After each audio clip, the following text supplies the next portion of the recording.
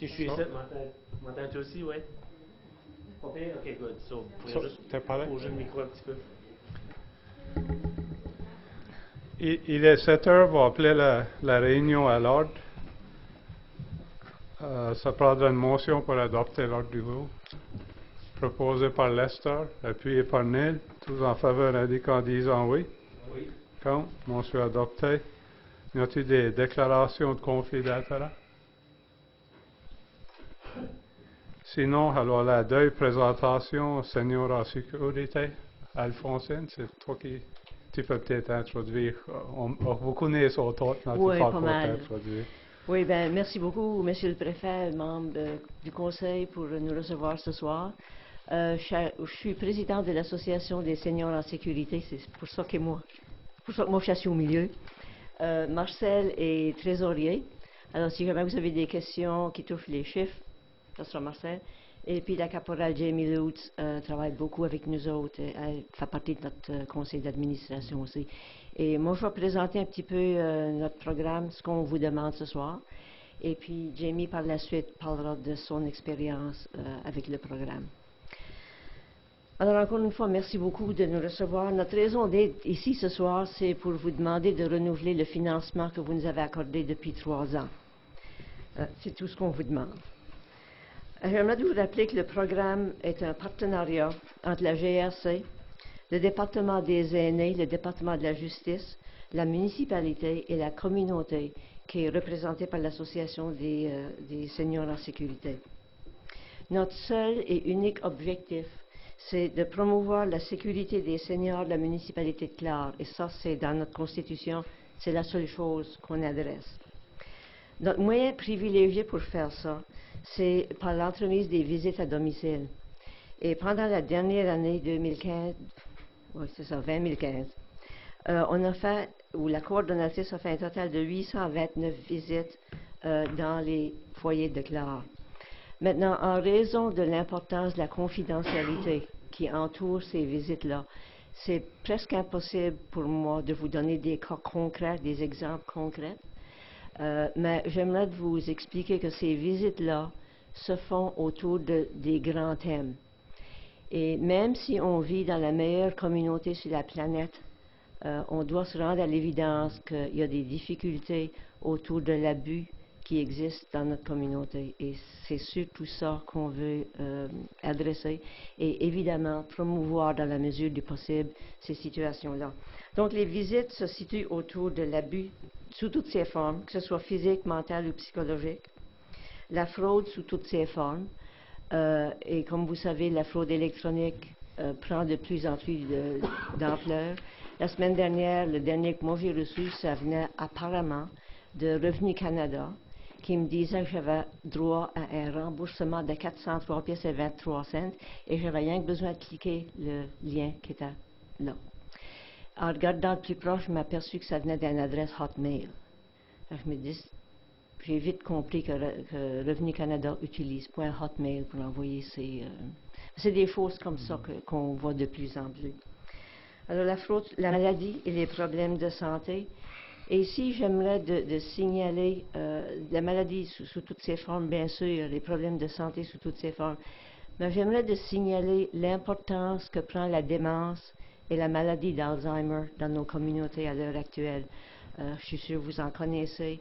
C'est quelque chose qu'on fait face presque à tous les jours et ça complique énormément les situations de toutes sortes de façons. Les autres secteurs sont le logement. Ça devient encore une fois, ça prend encore de plus d'ampleur. L'isolement.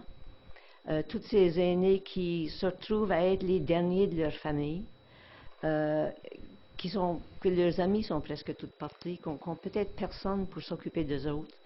Ça, c'est un secteur très important. Les difficultés de transport, d'accès aux services, les problèmes de mobilité et le fiole de vie. Le fiole de vie, ça, c'est le vial of life qu'on aide aux aînés à remplir et on s'est placé à un endroit spécial dans le fridge pour si on a besoin d'appeler à l'urgence, soit les paramédics ou autres. Le travail que nous entreprenons nous amène à collaborer avec plusieurs autres départements et agences, par exemple logement, le housing, le continuing care, la protection des adultes et d'autres agences encore. Et dans le paquet que je vous ai remis, Monsieur le Préfet, il y a des lettres d'appui de ces agences-là. Et ça vous donnera aussi, eux autres vont citer des exemples de comment ils collaborent avec nous et ça va vous expliquer davantage le travail qu'on fait. En plus du travail de la coordonnatrice, il y a l'implication de nombreux bénévoles et d'autres activités qu'on organise. 2 fois par an, on fait ce que nous appelons le déjeuner intergénérationnel. Ça s'adresse à la communauté en général, mais on vise surtout les aînés, surtout ceux qui sont isolés. On organise un déjeuner à la salle paroissiale à Saulnieville. C'est devenu un événement assez important. On sert à peu près 150 déjeuners. Ça prend une quinzaine de bénévoles, ça fait cuire des œufs et de la bacon. On a toujours un groupe de musiciens qui vient pour ajouter à ça souvent les Rebels de Clare, vous les connaissez peut-être. Ça danse, ça chante, et puis on a beau. C'est un moyen pour briser l'isolement des aînés. Il y a de ces personnes-là que c'est à peu près le seule sortie pendant l'année. Pour nous autres, c'est un petit prélèvement de fonds, ça nous aide avec des choses qui ne sont pas couvertes par les autres subventions qu'on peut recevoir. Parmi les autres activités, il y a les conférences, les ateliers qu'on fait sur des thèmes qui portent sur le sujet. Puis pour revenir un petit peu au déjeuner, je dois mentionner que les membres de la GRC sont toujours présents. Ça donne occasion aux aînés de les rencontrer dans un contexte relax, où il n'y a point de stress, où c'est du monde qui vient parler avec eux autres. Donc, ça enlève un petit peu les barrières qu'on peut connaître face aux policiers quand ils arrivent à ta porte s'il y a des problèmes. Les fonds que nous recevons de la municipalité sont utilisés uniquement pour payer le salaire de la coordonnatrice. Les argents reçus du département des aînés et de la justice contribuent également au salaire, mais aussi au coût de déplacement. Parce que, évidemment, si on fait des visites à domicile, il faut pouvoir se rendre.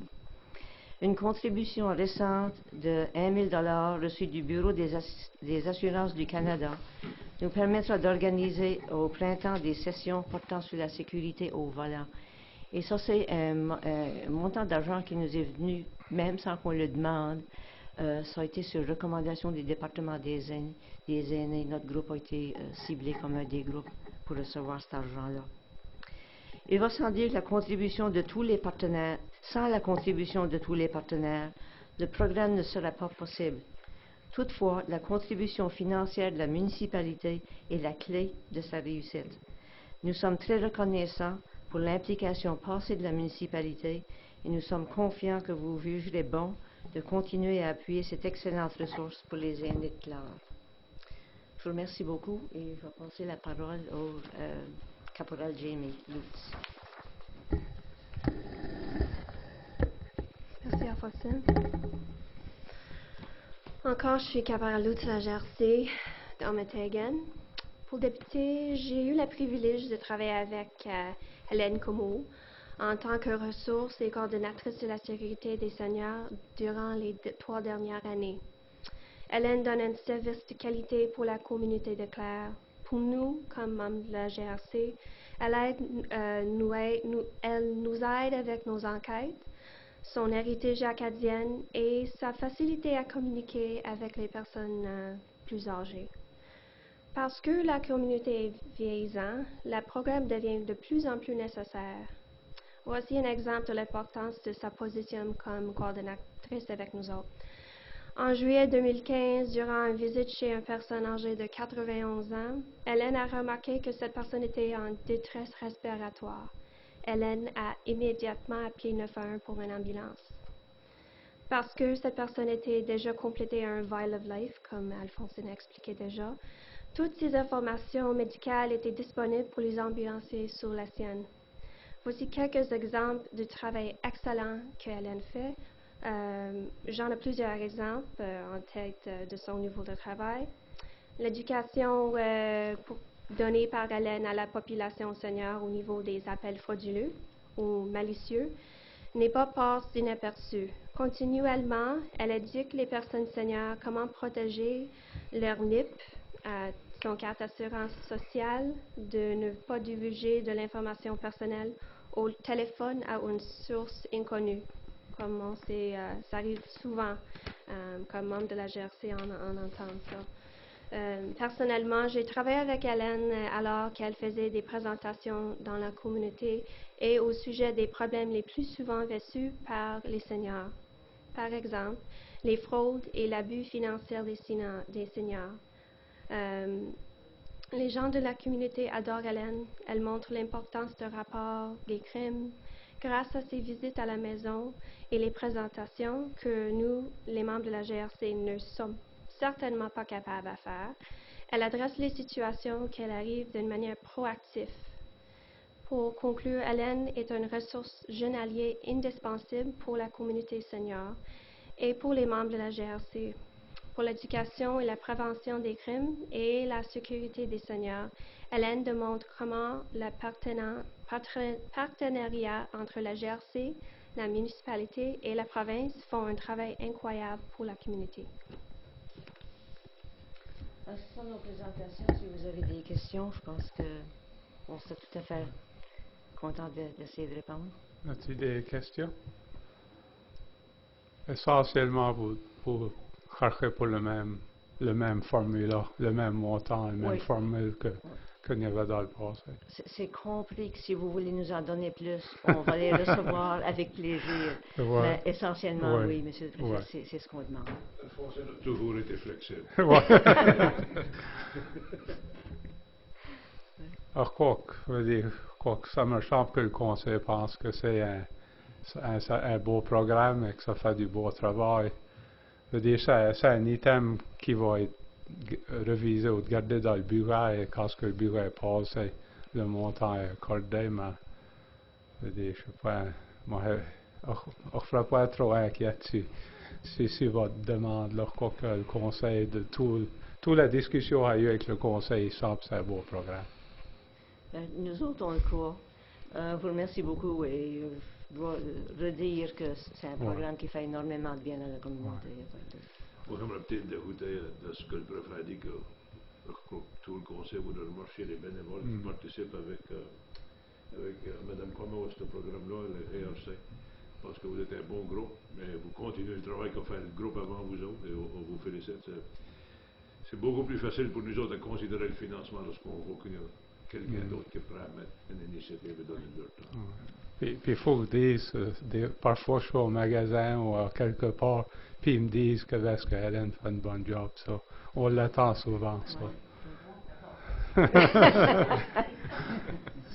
On a entendu dire qu'il y en avait qu'à la tête appeler les conseillers municipaux. Oui.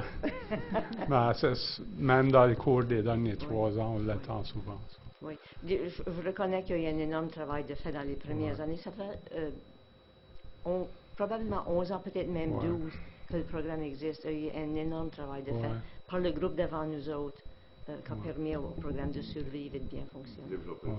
Oui, justement. Je crois qu'Hélène a bâti des relations avec beaucoup des membres de la communauté lorsqu'ils se sentent confortables à l'appeler. Lorsqu'ils l'appelleraient peut-être par son autre. C'est ça, une crédibilité. Oui. Absolument. Oui. Richard? Ça que tu dis pour le déjeuner, là, il y en a que c'est le seul endroit qu'ils vont, puis ils ne peuvent pas attendre qu'il y en ait un autre. Oui. Parce qu'ils sont leurs aises, puis ils te connaissent trop bien. Oui. C'est bon. C'est bon de les attendre. On en a qui arrivent à 8 heures, et puis qui repartent à midi quand la dernière tour a fini. Ils sont là toute l'avant-midi. Merci beaucoup pour la présentation et comme que je dis, ça me semble que je ne peux pas dire que ça accorde avant que le bureau s'est passé, mais il ne crois pas qu'il y ait besoin d'y penser trop là. Merci comme beaucoup. un groupe. Ça. Merci. Merci.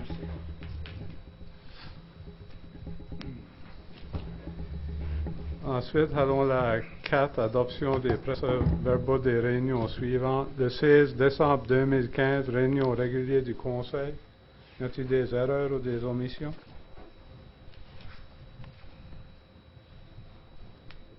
Proposé par Hector, appuyé par Lester. Tous en faveur indiquant disant oui. Oui. Contre, motion adoptée. 4.2, le 6 janvier, réunion du comité du conseil. Y a-t-il des erreurs ou des omissions? Proposé par Lester, appuyé par Russell. Tous en faveur indiquant en disant oui. Motion adoptée. Les 5 affaires découlantes des réunions précédentes. 5.1, département d'incendie de Saint-Bernard. C'est juste un petit suivi de la discussion qu'on avait eue à la dernière réunion, simplement pour laisser savoir au conseil que on a reçu les plans révisés. Malheureusement, on n'a encore pas une copie électronique, mais si par hasard que des conseillers qui veulent les voir, Arnold a une copie à son bureau. On a regardé au plan et basé sur le dernier scénario que je vous avais présenté, c'était un scénario que notre directrice des finances avait préparé. J'ai discuté davantage avec Arnold, puis d'après lui et d'après les révisions qui ont été effectuées au plan, et le fait que le plan a déjà une couple d'années de vieux, lui semble croire que il est confortable à dire que les coûts ont sûrement monté d'environ 15%. Main-d'œuvre et matériaux de construction. Alors, on a regardé à deux différents scénarios, trois différents scénarios à vrai dire. Le scénario initial que la directrice des finances avait préparé, un autre scénario avec une augmentation de 15% au coût de construction. Puis on a regardé un troisième scénario qui est basé sur un prix fixe par pied carré, juste pour nous donner des différentes variables. C'est certain qu'à cause de la taille de l'édifice, le scénario par pied carré, c'est le plus dispendieux des trois. Au niveau du financement, on a regardé ça un petit peu. Ça semble, pour tous les trois scénarios, c'est quelque chose, c'est quand même plausible, c'est quelque chose que la municipalité pourrait, en théorie, participer dedans. Par contre, on n'a pas étudié ça à fond à cause que c'est un peu prématuré, étant donné qu'on pense qu'il va y avoir des nouveaux programmes au niveau de l'infrastructure. On veut prendre un peu de temps davantage pour se renseigner davantage quant à ces programmes-là, pour voir si c'est mieux d'aller, par exemple, avec notre allocation sur la gas tax, ou si c'est peut-être mieux pour la municipalité de regarder aux nouveaux programmes d'infrastructure qu'on pense qu'ils vont sortir bientôt. Ça étant dit, on a parlé également avec Daniel Godet de la station des pompiers de Saint-Bernard. Puis eux autres, ils vont garder à vraiment identifier où les spécifications de travail, les specs pour l'édifice. C'est quoi les matériaux de construction, c'est quoi les finitions qu'ils veulent, etc. Une fois qu'ils auront ça, puis avec l'approbation du conseil, on sera prêt à soumissionner le contrat. Alors, le travail avance. Puis, il y a d'autres informations, l'information d'ordre financier qui pourrait être influencée si on va de l'avant avec un contrat. Alors, j'aimerais peut-être continuer, avec votre permission, continuer la discussion dans une session à huis clos, plus tard à soir. Ouais. Puis, si je pourrais additionner avant de commencer la discussion, c'est parler avec Colin Fraser. Puis, comme vous avez entendu à la radio cette semaine, les libéraux pensent de peut-être lancer l'infrastructure plus tôt à cause de l'économie. Puis l'idée comme des shovel-ready projects, ils réalisent que ce programme-là, c'est une priorité. Stéphane a une réunion avec lui le 9 de février. Oui. Il pense qu'il y aura de l'information pour nous autres, c'est que tout va bien par le 9 pour savoir combien vite que le programme d'infrastructure va avancer. Dans la radio, je passais le matin, c'était le ministre des Infrastructures qui était à Halifax.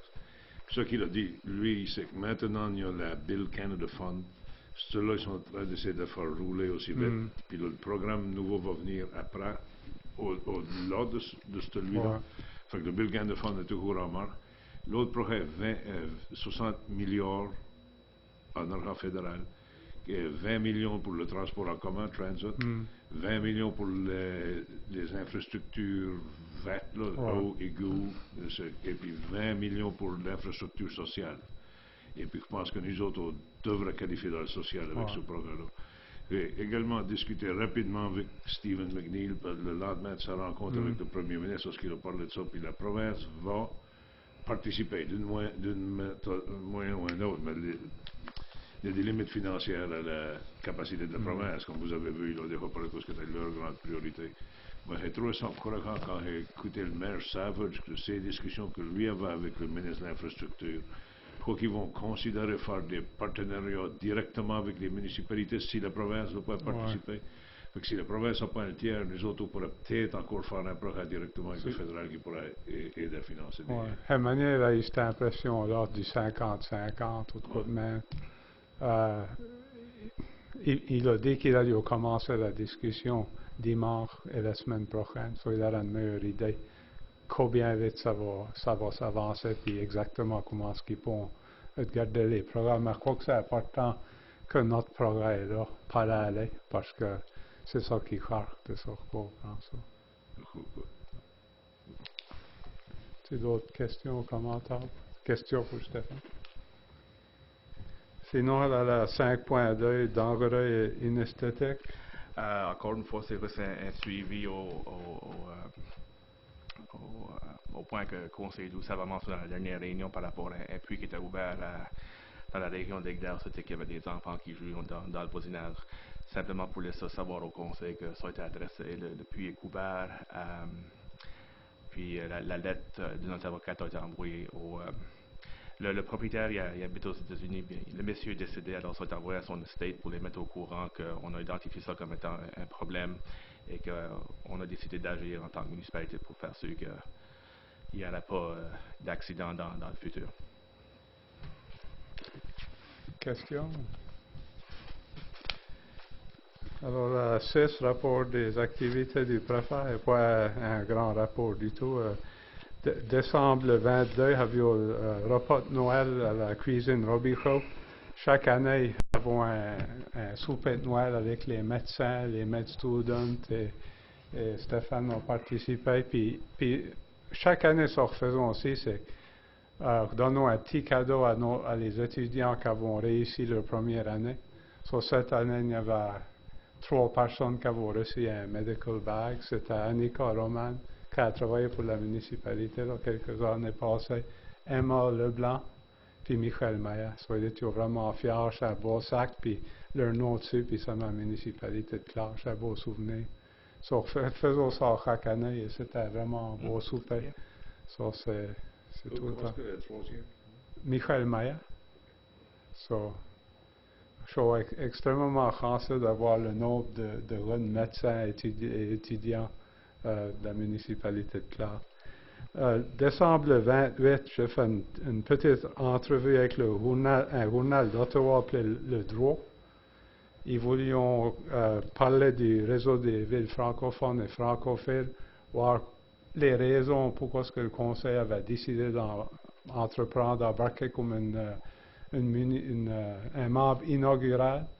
Ils questionnaient aussi, ils ont demandé la question à plusieurs reprises, pourquoi est-ce que la ville d'Ottawa, la capitale du Canada, était pas un membre. Puis quoi que c'était ça, l'article plus ou moins, puis que des petites municipalités comme les nôtres y étaient. So, on ramène ça pour faire le point que, en étant membre, tu sais, on choisit de communiquer avec notre municipalité. So, ça, c'est tout le temps bien. Et janvier 15, avions une réunion du comité Eleno du Rennes ici au bureau municipal. So, essentiellement, c'est ça le rapport. Il y aurait qu'une autre petite réunion qui a pris place, ce n'était pas une réunion officielle. Mais il y a un groupe dans la municipalité de Clare qui s'intéresse à sponsorer des Syrian refugees. Et avons été à la réunion, c'était vraiment bon. Il y avait moi, Lester et Russell. Et c'est un groupe de Clare et ils sont bien organisés. Et j'étais vraiment impressionné avec le groupe. Sur quoi que c'était important de mentionner ça. Ça, c'est mon rapport en grande ligne. Je ne sais pas si vous avez des questions. Sinon, y a-t-il des présentations officielles des membres du Conseil? Sinon, la correspondance 8.1, lettre de remerciement à Alex Como. Oui, on a reçu dans le temps des fêtes une lettre d'Alex Como qui dit j'aimerais remercier la municipalité de Clare pour me supporter dans mon voyage à Jakarta. C'était une très bonne expérience, mais être par là m'a aussi fait apprécier beaucoup ma vie dans Clare. Joyeuse fête. 8.2, une lettre de remerciement de la Chambre de commerce de Clare. C'est essentiellement une lettre de remerciement de la Chambre de commerce de Clare pour remercier la municipalité pour sa contribution envers la campagne Magazine à la baie 2015. Essentiellement, la campagne s'est passée dans 29 commerces participants dans la région de Clare. Et juste à titre de rappel, on a contribué 1 000 $ et la Chambre de commerce a grandement apprécié notre contribution et l'initiative était un gros succès encore une fois cette année. 8.3 demande comité de la petite chapelle. Celle-ci, je vais vous la lire au complet à cause c'est une demande. Monsieur le préfet et membres du conseil municipal, la présente est pour vous informer du travail fait par le comité de la petite chapelle à la Pointe-à-Major, comité qui relève de la Société historique acadienne de la baie Sainte-Marie. Comme vous le savez, la chapelle a été vandalisée l'hiver dernier et au printemps, notre comité s'est mis à l'œuvre pour préparer les dégâts, mais aussi pour faire de la remise en état car elle en avait grandement besoin. Ainsi, le toit a été refait, l'intérieur a été complètement repeint, une des 2 portes remplacées, la statue est en cours de réparation, une grande pancarte et des dépliants ont été produits et finalement, un nouveau mât a été installé. Tout cela avec l'aide de plusieurs entreprises et personnes de la communauté. Nous sommes fiers du travail accompli et une messe organisée avec les Chevaliers de Colomb a été célébrée à la fin des travaux. Un grand nombre de personnes visitent ce site, comme le témoigne notre livre de visite avec 598 signatures, touristes et gens de la région, pour cette saison 2015. Ainsi, nous faisons maintenant appel à vous pour rendre ce site encore plus accueillant. Nous vous demandons pour la prochaine saison s'il serait possible de remplacer les tables de pique-nique qui sont en mauvais état par 3 nouvelles tables et aussi d'installer une boîte de recyclage pour pouvoir se débarrasser du vieux baril de fer.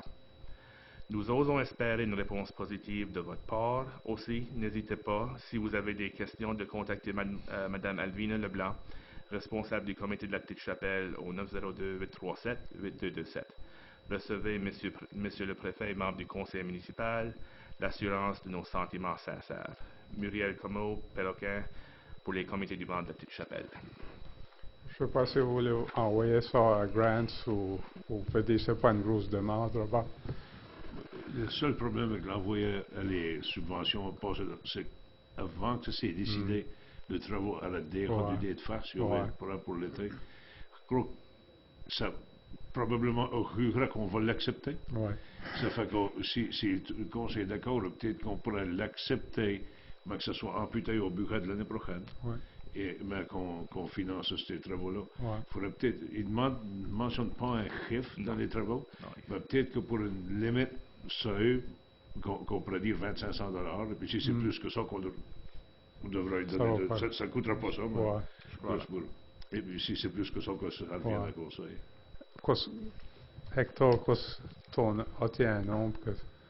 Ouais, 3 pique-nique tables, ça fait parler de 500 piastres. Pour 3. Et je veux dire une chose, une recycle bin, je veux dire, c'est quoi ta poche? T'as fait pas de 200 piastres. À de most. OK. So, veut dire, on pourrait mettre un 1500 ou quoi? C'est que tout le monde est d'accord a fait une mention là-bas. Je proposerais 1 000 $. Secondé par 1000, y a de la discussion là-dessus? Ça veut dire, ça l'accordé, mais c'est clair qu'elle va mettre ça dans le budget l'année prochaine sous les Grants Organization. Avez-vous un autre, je crois que tout le conseil a eu une lettre de correspondance qui venait après le paquet, mais avez-vous pensé que ça allait l'additionner? Stéphane va pas toute la ligne, mais rien qu'en grande ligne. C'est la lettre reçue de M. Tom Griffiths pour discuter. La lettre en anglais, c'est Bylaws in Lakefront Land Use. I'm concerned with a trend that seems to be growing in the absence of regulation and enforcement to prevent just such a problem. Le problème étant l'utilisation des terrains et des lakefront. I'm referring to the practice of some people using lakefront property as a trailer park. There are currently several such sites in existence and more being developed as you read this. Salmon River Lake is mentioned in the letter as being a lake where this practice routinely occurs.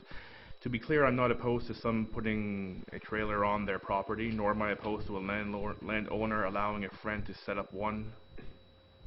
set one up on a property or beside a camp. What I am talking about is the practice of locating several trailers on a lakefront.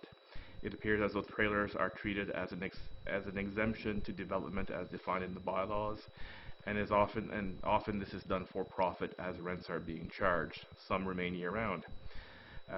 We had to endure 20 or more trailers next to our camp for over 30 years. It was noisy, smelly, unsightly, unsanitary, unsafe, and seriously affected the market value of our properties. The only way to remedy the situation was to purchase a property and clean it up. Site remediation has been going on for 3 years now, and the land will probably not be fully restored for another 30 years. Silt is still being washed into the lake during heavy rains. Current bylaws do not allow a landowner to build within 66 feet of the lake shore, but nothing stops people from setting up a dozen trailers along the waterfront. None of the trailers were an approved distance from a water course. Our lakes cannot survive this abuse very much longer. The Yarmouth Council, one does not have to look far for a solution to this problem. The Yarmouth Council has enacted bylaws addressing this issue, specifically Article 4.26, riparian buffers, and Article 4.27, maximum of 2 single detached dwellings per lot. He goes on to say, development has to stay in step with environmental sustainability. When all of our lakes are polluted to the stage that swimming, fishing, and boating are no longer possible, what will our lakefront properties be worth?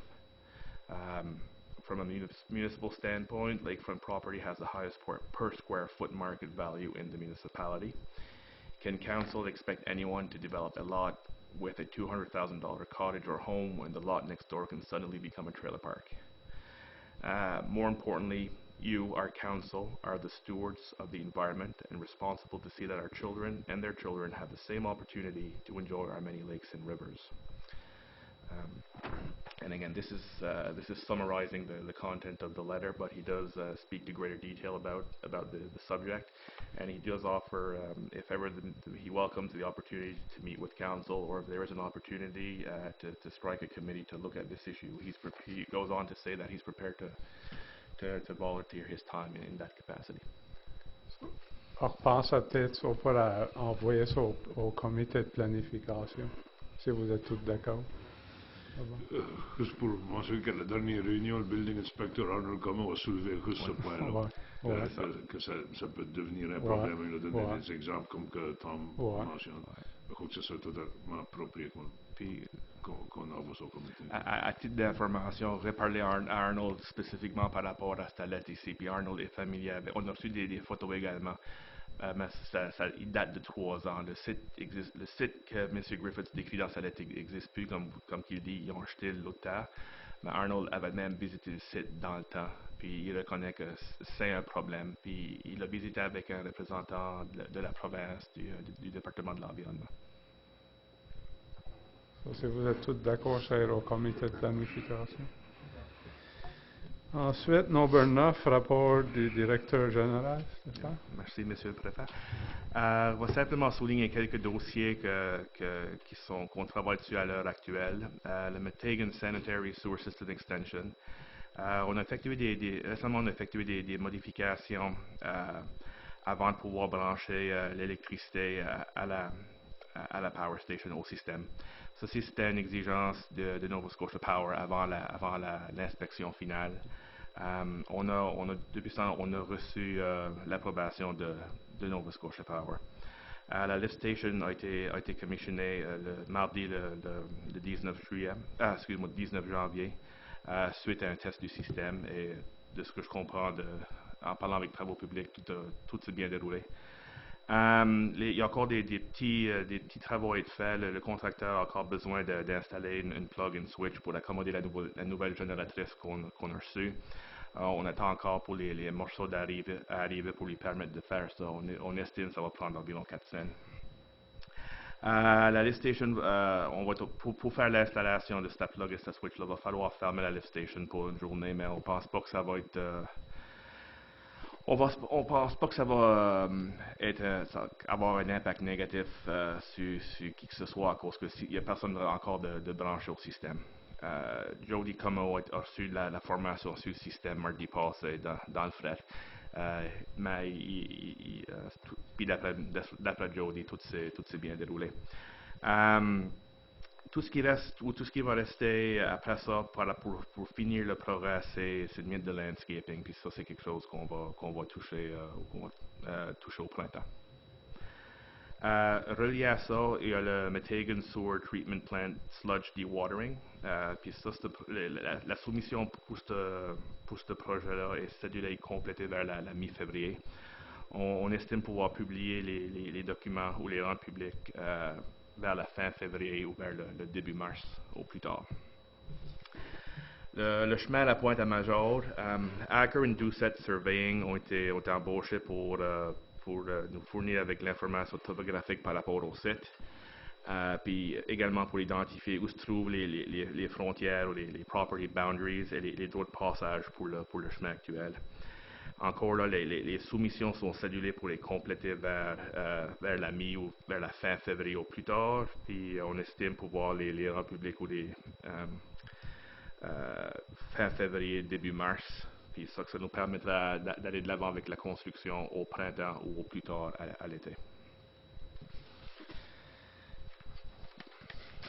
Le Boundaries Review, on a été approché par Elaine Wagner de la UARB pour nous laisser savoir qu'ils vont décider de céduler la séance pour discuter de l'application de la municipalité de Clare.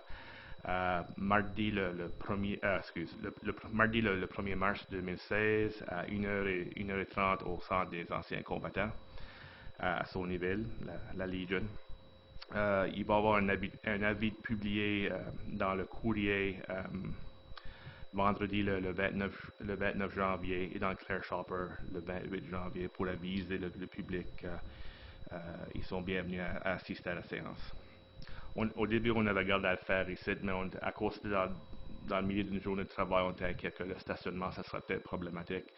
Alors, on a décidé, en parlant certainement de la communauté et à Mme Wagner, que le centre des anciens combattants, ça serait peut-être un meilleur site pour avoir la session. Sauniville Legion Tender, le travail de Chepcom est essentiellement complété. On parle ici de la rénovation à l'estrade, l'installation de projecteurs d'un écran, l'installation de nouvelles portes à l'entrée, des nouvelles marches à l'extérieur de l'édifice du côté de Sauniville, des nouvelles fenêtres et de la peinture. On n'a pas eu de problème avec les travaux. On avait un holdback sur le projet de 15 600. En parlant avec Arnold, sa recommandation, c'est qu'on release 15 000 puis qu'on garde 600 comme holdback. Il reste des petits travaux, des petites retouches de peinture et des choses de même, surtout autour des fenêtres, qu'on ne peut pas faire durant l'hiver à cause que c'est trop frais. Alors, $600, ça va couvrir ça.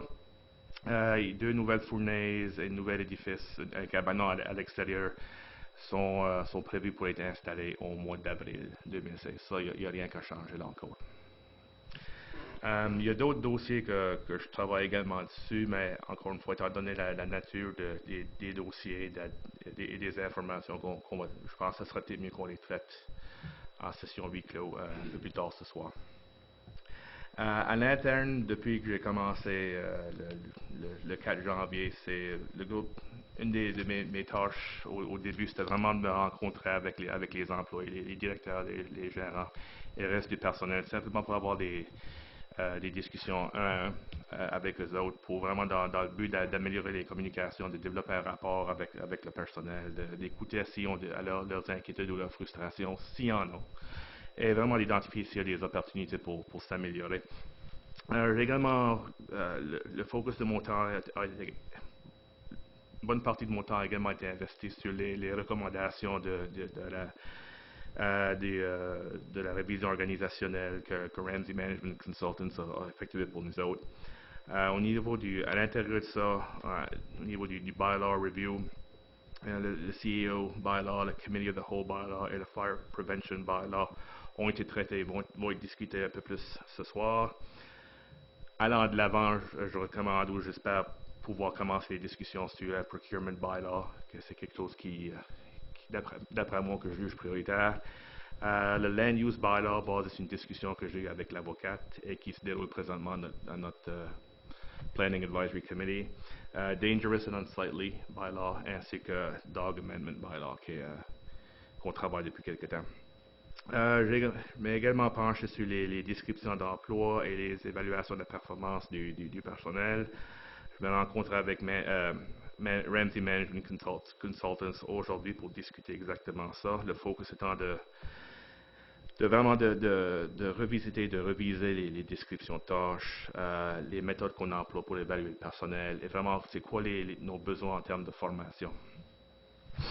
Sur le sujet de formation, il y a une initiative régionale qui va se dérouler ou qui se déroule sous peu en travers de AMA, la Southwestern Region, et en partenariat avec Nova Scotia Department of Advanced Labor and Education. Le but de ça, c'est vraiment fournir de la formation au personnel municipal quant à, c'est vraiment sur des aptitudes jugées essentielles pour leur rôle. Puis ils en fournissent toute une liste. Mais c'est une formation qui offre sur mesure.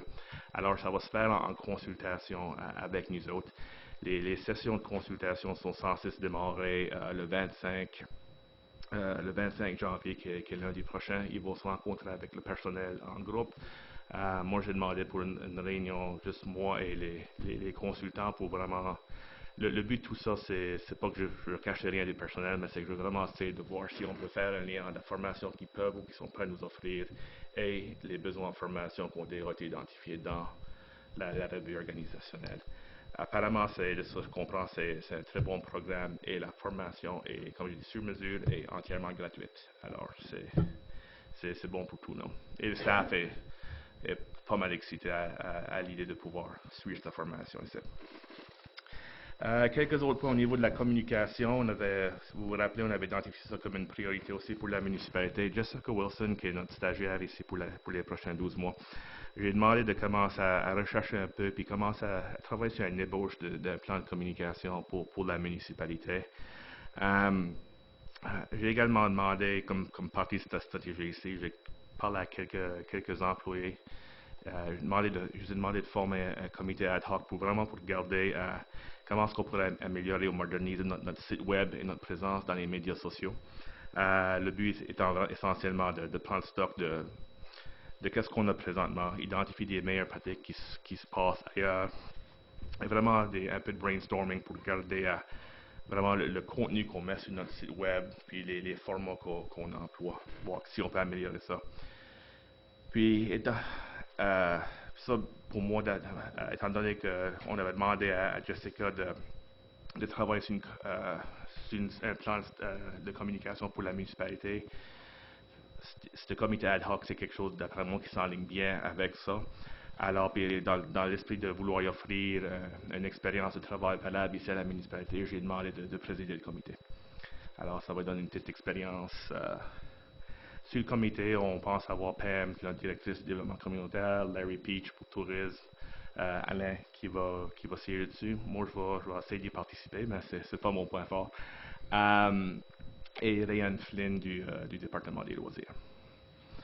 Au niveau de management team, ou établir une management team ici à l'interne, j'en ai parlé avec Linda Ramsey aujourd'hui. On va se rencontrer de nouveau le 25 janvier, lundi prochain, pour parler de l'implantation de ça. Puis la première réunion est tentativement cédulée. Première réunion de la management team est tentativement cédulée pour le 15 février. Je souligne quelques réunions que j'ai eues depuis la semaine dernière avec des intervenants clés. Angélique Leblanc du REN, janvier 8, Public Works Committee et Planning Advisory Committee le 11 et le 12 janvier respectivement. Liaison and Oversight Committee, comme le préfet l'a souligné. Je me suis rencontré de nouveau avec Lynette Muse, notre avocate, pour discuter de certains dossiers le 18. Et j'ai eu le plaisir de m'asseoir avec Gordon Ramsey, qui est venu me rendre visite ici. Gordon Wilson, excuse-moi, qui est venu me rendre visite ici le 18 janvier. Et qui s'intéresse à rencontrer le conseil aussi. Des réunions qui s'en viennent d'ici une couple de semaines. Je me rencontre avec les vérificateurs Grant Thornton le 28 pour commencer à préparer les démarches pour la fin de notre année fiscale, mais aussi garder des améliorations à nos processus ici à l'interne. Police Advisory Board se rencontre le 1er février, Waste Check le 8 février, comme le préfet l'a souligné, M. Colin Fraser le 9 février, et M. Don Spicer de la GRC va nous faire une présentation, ou va faire une présentation aux 3 municipalités dans le comté de Digby le 17 février. Puis ça, le sujet de la présentation, c'est le Police Resourcing Study. Ils ont finalement les résultats de cette étude-là, puis ils sont prêts à nous les présenter. C'est quelque chose qui va se faire au bureau municipal à Digby. Les conseils sont encouragés d'y assister. Puis l'invitation est également ouverte pour les membres du Police Advisory Board aussi. Puis ça, en gros, c'est mon rapport. As-tu des questions? Robert? Oui, pas de questions, mais un commentaire. Peut-être pour considérer dans le futur, peut-être lorsqu'on fera la planification capitale pour l'année prochaine, de passer à la Légion cette semaine, puis de regarder la pancarte qu'on a, le marquis, pour qu'on voit parce que les activités, tu le vois pour dire pas s'il y a des automobiles dans le stationnement, c'est bloqué. Commence à vieillir, les rondir, on ne le voit pas beaucoup. Je ne sais pas comment ça coûte pour un marquis comme qu'ils ont à l'Arena et Armand, mais qui est électronique, qu'on peut, d'ici, on peut remettre les activités sur l'ordinateur, que ça paraît ça, que c'est éclairé. C'est peut-être beaucoup trop cher, peut-être qu'on ne peut pas se le payer, mais peut-être que tu pourrais demander à Gildair, c'est peut-être Gildair, le stationnement. Découvrir comment ça coûte aussi. Quelque chose de ce type-là qu'on pourrait peut-être mettre qui serait un peu plus attrayant que ce qu'on a, et puis qui pourrait faire une petite meilleure promotion des activités qui se passent là. OK, merci. As-tu d'autres questions, commentaires? Brian? C'est quoi la date de rencontre avec la VRC à Digby? Ah, excuse, c'est le 17. 17 février. 17 février, là. C'est la même soirée dans la rencontre du conseil, mais c'est le seul temps qu'on pouvait trouver qui se donne aux trois directeurs et à la VRC. Puis, à partir de M. Spicer, à partir du 18, je pense qu'il partait en vacances, ou il n'était plus disponible pour une couple de semaines. Alors, c'est le matin, oui. Je pense, je n'ai pas l'heure exacte, mais je peux vous l'envoyer par courriel, mais il me semble que c'est à 9h30. Mais ça, je peux vous le confirmer. C'est pour la Police Advisory Board? Non, ça c'est pour le Police Resourcing Study. La Police Advisory Board, c'est le 1er février à 10h ici. Ça, peut-être mentionner, c'est que nous autres, la municipalité va demander pour ça. Puis là, par après, la municipalité de Digby, la ville de Digby va demander pour la même chose. Mais dans leur demande, ils gardaient pour leur propre municipalité. Mais en plus de ça, ils demandaient qu'ils gardent un regional policing. So, je crois que c'est ça qui arrive, c'est qu'à la place de venir quoi qu'il a le toucher sur regional, puis chaque demande. So, je crois que c'est ce qui fait qu'ils viennent d'une rack à un endroit. Je ne me trompe point. Pas d'autres questions? Merci Stéphane. Merci. Rapport des comités, 10.1, rapport des comités de construction, Brian.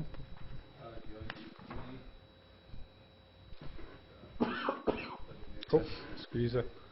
C'est OK. Il y a 8 permis de construction accordés, 4 pour des résidences pour des personnes seules, pour une valeur de 44 140, 3 pour autres résidents, autres résidentiels, 42 280, et pour industriel, un permis pour une valeur de 864 000, pour un total de 950 420 $, comparé à l'année dernière pour le mois de décembre, 369 120. Mais pour l'année 2014, excusez-moi, c'était un total de 9 624 285. Puis cette année 2015, l'année 2015, ça veut dire 9 634 807. Fait que c'est pas mal proche de la même chose. 2014 à 2015. C'est bien. As-tu des questions, des commentaires?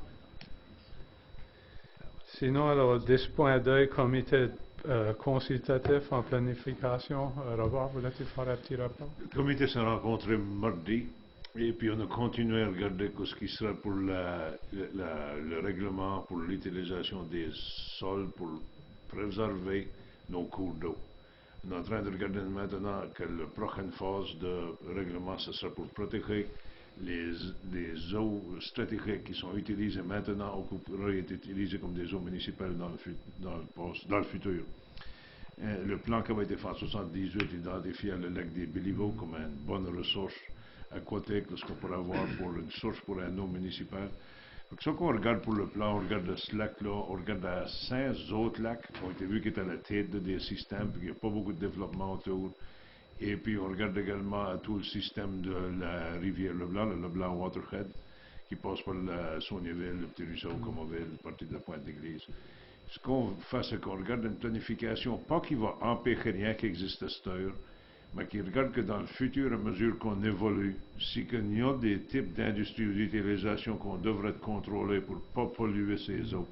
Comme le Blanc Waterhead maintenant est utilisé par toute notre industrie de poissons, toutes nos usines de poissons l'utilisent, et une partie pourrait être utilisée dans le futur, beaucoup qui est utilisée par des maisons, mais qui pourrait, si on a besoin des systèmes municipaux, il y a beaucoup de potentiel dans ce système-là, également dans les 4 autres lacs.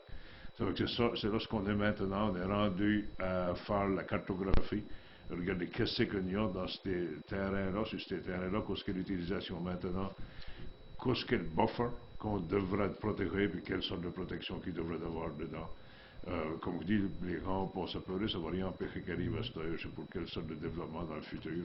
Puis on va avoir des réunions publiques où les gens pourront s'exprimer et regarder dedans. Également, on a eu un peu de discussion, puis on va continuer ça. Puis la lettre qu'on a reçue tout à l'heure pour alimenter ça, mais c'est quelle d'autre qu'on devrait attaquer dans le futur.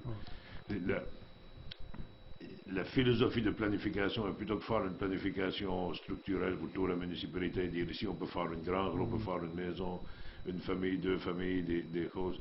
On va aller plus légalement, tranquillement, adresser les besoins qu'on peut vraiment voir pour avoir. Puis l'eau, c'est la première. Martine, as-tu des questions? Sinon, alors nous pas 10.6 travaux publics. Brian, avait-tu un rapport là-dessus? Oui, on s'est rencontré les membres du comité de travaux publics avec le directeur général pour discuter s'il y a des mauvaises tempêtes ou des grosses tempêtes ou beaucoup de neige sur les trottoirs, comment est-ce qu'on va adresser ça. Ça fait qu'on a décidé de recommander un processus au conseil. Et puis, s'il y a de la neige sur les trottoirs, le contracteur va appeler le directeur général pour en discuter. Ça fait que les appels seront reçus par le directeur général. S'il y a des problèmes ou s'il y a un endroit où il y a de la neige sur les trottoirs, ça pourrait être traité par le directeur. S'il y a des problèmes lorsqu'il y a beaucoup de neige sur les trottoirs, je vais regarder mes noticettes pour le traduire en français à mesure. Les membres on peut dire à Jody qui travaille pour travaux publics et l'inspecteur de bâtiment seront avisés.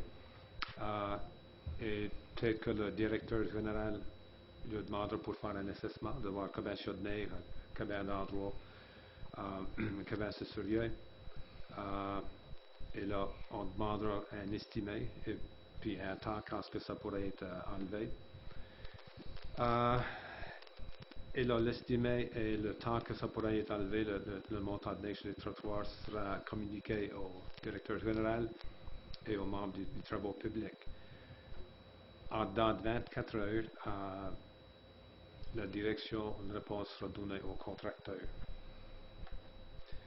Et si, pour les coûts, si les fonds sont disponibles dans le surplus opérationnel, c'est lorsque l'argent viendra dedans.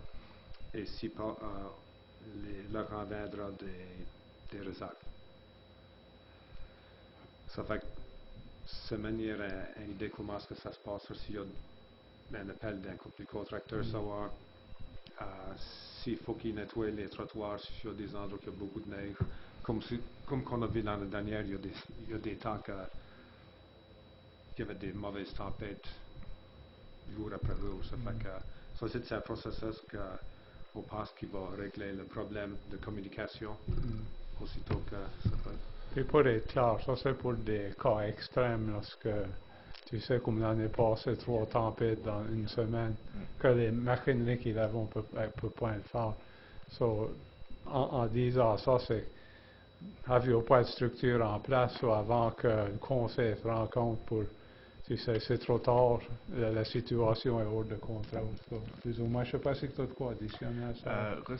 Tout reçu un point que Brian a soulevé quand il a mentionné que l'évaluation se ferait par soit travaux publics ici à la municipalité ou Arnold, notre directeur des immeubles, ça serait fait, cette évaluation se ferait main en main avec notre contracteur. C'est pas quelque chose qu'il entreprendrait individuellement. La discussion aura lieu entre notre contracteur et les employés municipaux. Alors ça serait un dialogue entre les deux. C'est des questions, des suggestions.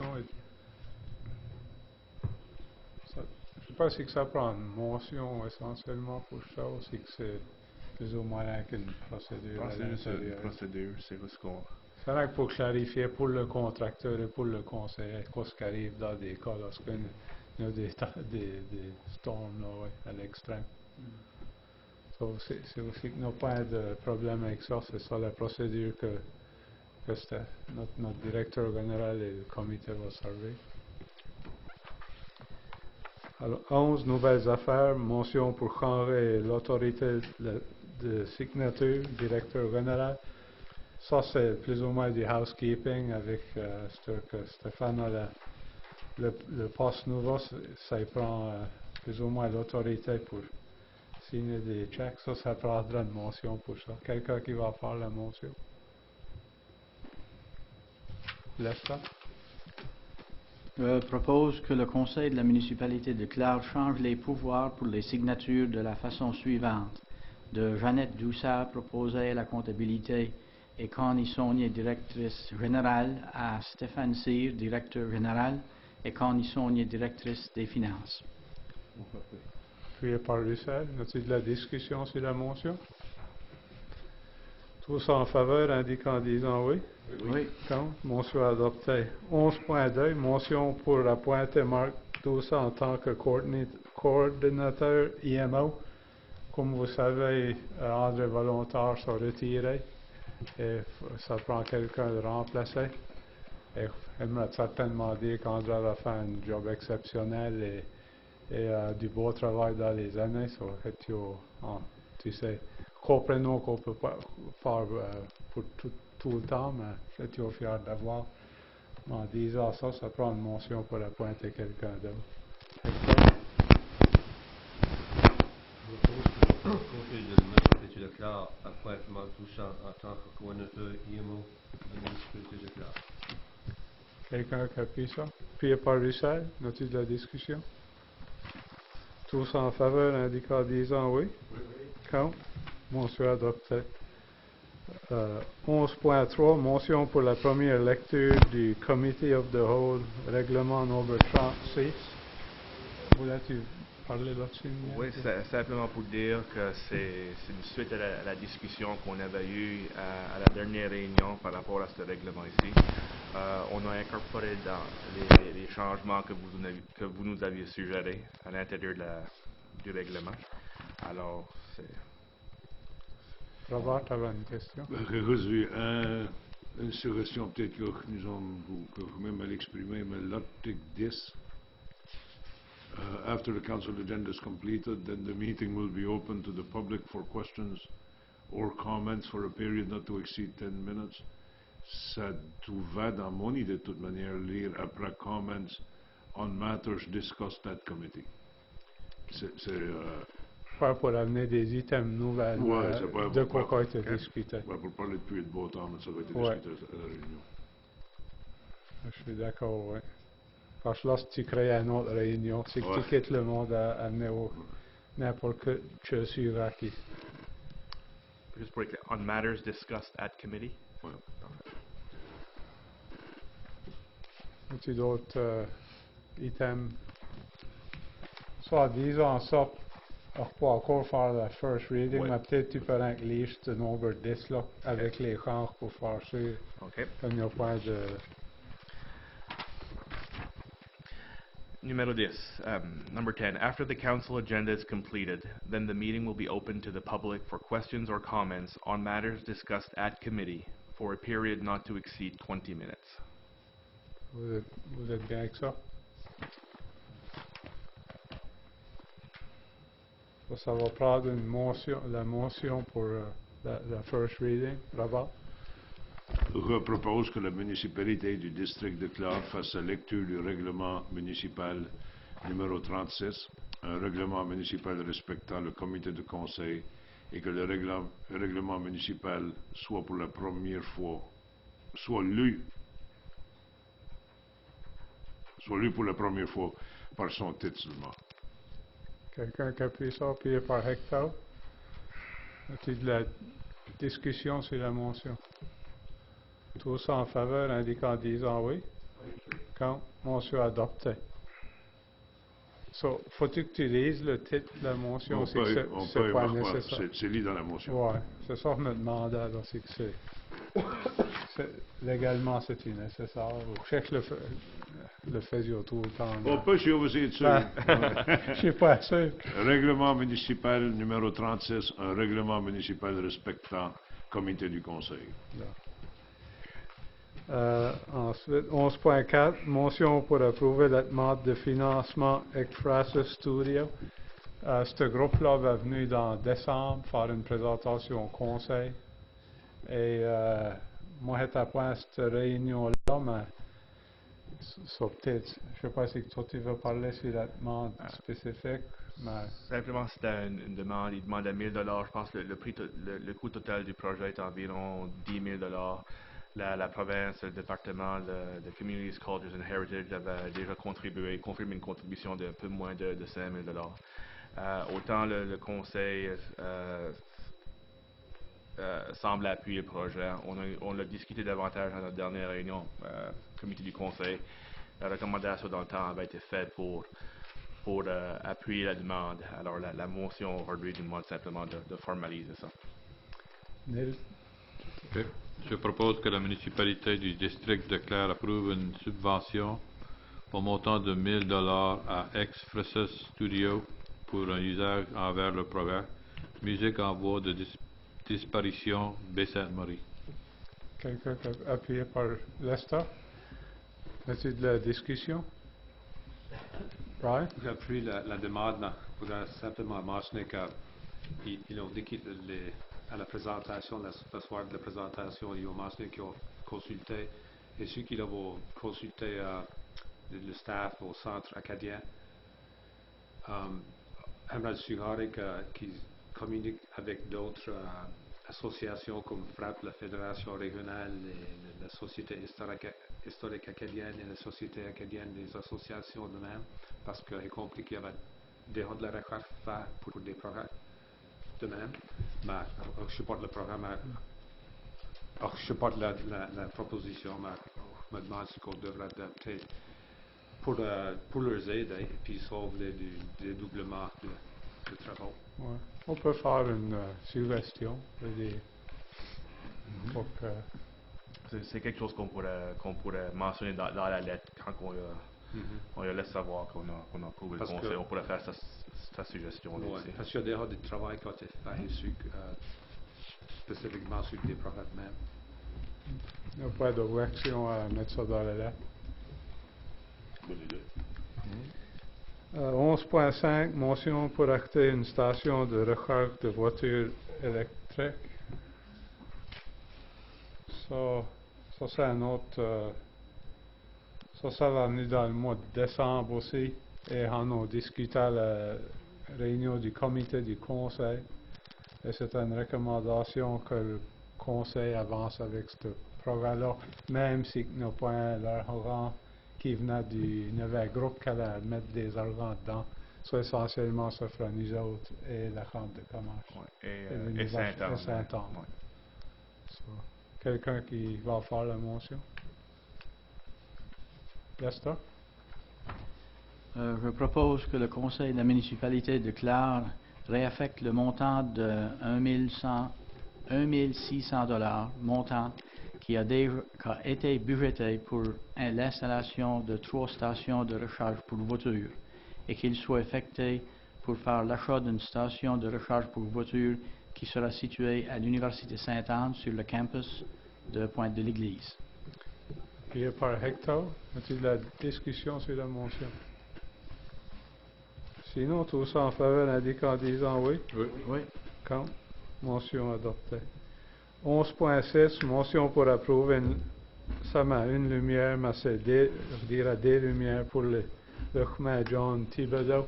Essentiellement, c'est Riverside, la cannerie. Ils voulaient mettre des lumières tout le long du chemin pour la sécurité. Il fait extrêmement noir et il y a beaucoup de trafic. Mais à cause c'est pas un chemin privé, c'est un chemin du gouvernement. Le Nova Scotia Power ne peut pas le faire sans que c'est le conseil essentiellement le demande. Ça prend une motion pour approuver ça. Je ne sais pas si tu veux additionner à ça. Je sais que vous avez il allait venir. Oui, on a déjà, suite à la dernière réunion du comité à conseil, on a pris des démarches on a contacté Nova Scotia Power et Riverside. Nova Scotia Power va envoyer un employé le 22 janvier, la semaine prochaine, pour essentiellement, ils vont se rencontrer avec nous autres et des représentants de Riverside sur le site pour simplement identifier le nombre de lumières, la force des lumières, etc. Puis de là, le processus va se dérouler par après. Ça parle d'une motion. Richard? Je propose que le conseil de la municipalité de Clare fixe un taux de sonore pour couvrir le coût d'installation et de maintenance pour toutes les lumières de rue situées sur le chemin John Thibodeau et que Riverside Lofter International devienne responsable du paiement en entier du taux de son acte. Quelqu'un qui appuie ça? Appuyé par Neil? De la discussion? Là-bas? Le chemin John Thibodeau se divise en deux. Il pensait, il y a la section qui est Riverside, puis il y a une autre section qui est résidentielle qui sort sur le chemin de Saint-Martin. Fait que peut-être que dans la motion, il faudra additionner que c'est du chemin du roi jusqu'à la mort. Ouais. Pour être honnête, quand notre soir est passé, ça peut être des deux bords. Ça peut être par le. On peut la faire. Je sais que ça n'a pas être friendly amendment, là, mais si vous êtes tous d'accord, faire les changements à la motion. Peut-être du chemin du roi de Valent. Ouais. Vous êtes tous d'accord, faire ce changement avant le vote? Y a-t-il d'autres discussions là-dessus? Sinon, tous en faveur, indiquant en disant oui? Oui. Contre. Motion adoptée. 11.7, motion concernant le règlement numéro 31. Ça, c'est la Fire Prevention Bylaw. Puis, essentiellement, le Fire Chief avait venu les règlements de la province à vos changer, puis ils voulaient changer nos règlements qui sont en ligne avec ceux de la province, plus ou moins. Ça c'est la dernière lecture, la deuxième et dernière, n'est-ce pas? Ça prendra une motion pour ça. Hector?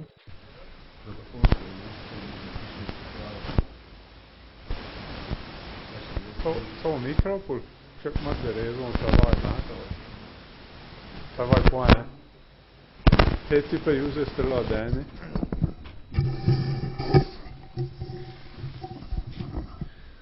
Je propose que la municipalité du district de Clare fasse la lecture du règlement municipal numéro 31, modification numéro 31-01-2015, un règlement respectant la prévention des feux, que le règlement municipal soit lu pour la deuxième et dernière fois de ce fait prolongement l'amendement du règlement municipal. Quelqu'un qui appuie ça? Lester, et puis tous, notez de la discussion là-dessus avant avançation.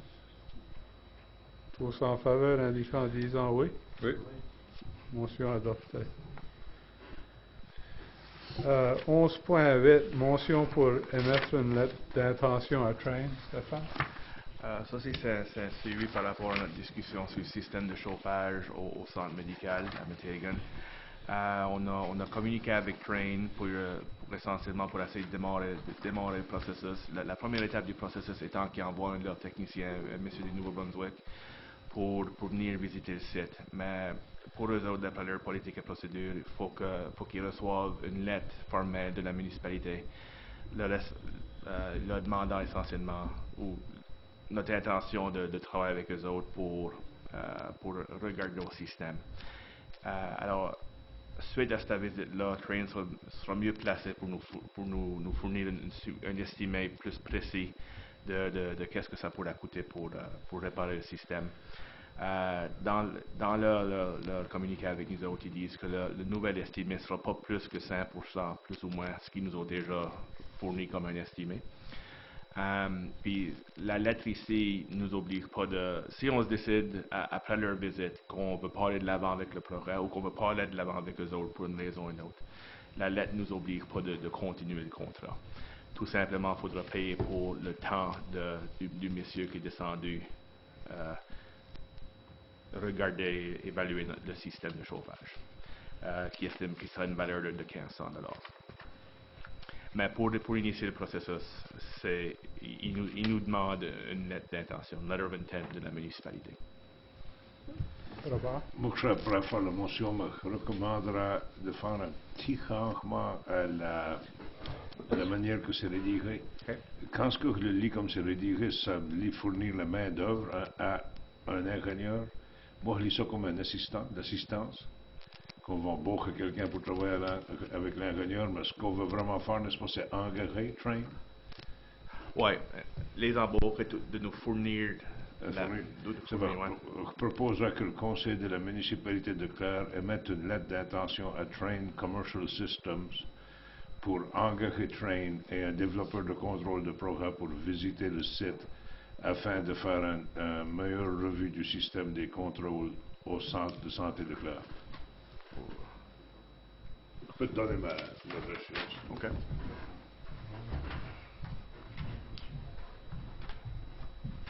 Je ne suis pas sûr s'il faut la lire.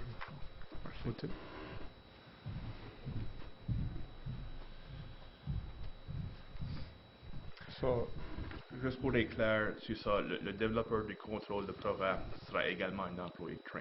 Oui. Oui, OK. Oui. C'est juste que comme je le lisais premièrement, ça me disait qu'on allait leur fournir de la main-d'œuvre. Oh, OK, que du autres ont. Ouais, non, ouais. C'est pas ça l'intention. Les autres, ils ont leurs employés qui sont spécialisés dans ces systèmes. C'est de les engager eux autres. Ouais. C'est de faire prendre un engagement de les payer eux autres pour faire ce travail. Puis, à titre d'information, après la motion. Vous êtes tous clairs sur les genres que noter un appuyeur. Là, c'est ça. La discussion, c'est-tu soulevé du point de la motion? Non, c'est de l'information additionnelle qui sera d'intérêt au conseil. As-tu de la discussion sur la motion même? Sinon, tout ça en faveur indiquant en disant oui? Oui. Quand motion adoptée.